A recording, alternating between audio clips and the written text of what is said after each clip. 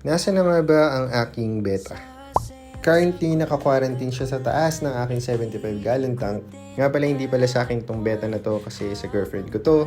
But for sure, ako ang mag-quarantine at ako rin ang magme-maintain. Dito ko muna nilagay si Miles habang nagde-decide pa ko kung ilalagay ko siya sa extra kong hospital tank or doon sa aking custom tank. Ba't ba ang ingay nyo? Kakakain nyo lang.